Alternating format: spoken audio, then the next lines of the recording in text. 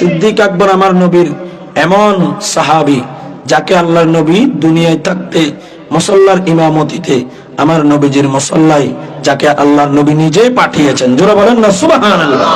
আরেকটু জোরে বলেন। বুঝিয়ে দিয়েছেন আমার উম্মতের মধ্যে ইমামতির প্রথম হকদার কে? জোরে বলেন না কে? সুতরাং যারা ইতিহাস বিকৃত করতে চায় যে সিদ্দিক আকবর মাওলা আলীর উপর জুলুম করেছেন, জোরে বলেন না নাউজুবিল্লাহ। মাওলা আলী হচ্ছে হকদার, ওনাকে না দিয়ে উনি নিজে কি হয়েছেন? খেলাফত গ্রহণ করেছেন।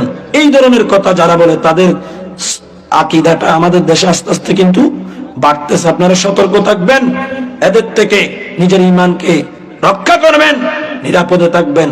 কোন অবস্থায় সিদ্দিক আকবর কিংবা মাওলা আলী মুশকিল কুশা কিংবা কোন সাহাবায়ে কেরামের কোন আহলে বাইতের কোন সদস্যের আওলাদ রাসূলদের শানে বেয়াদবি করা যাবে না, কোন সমালোচনা করা যাবে না।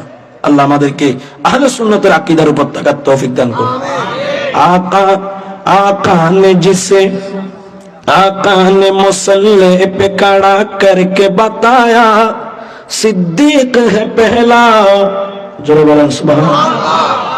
आका ने मुसल्ले पे खड़ा करके बताया सिद्दीक है पहला, फिर सारे सहाबा ने यही नारा लगाया, फिर सारे सहाबा ने यही नारा लगाया सिद्दीक है पहला।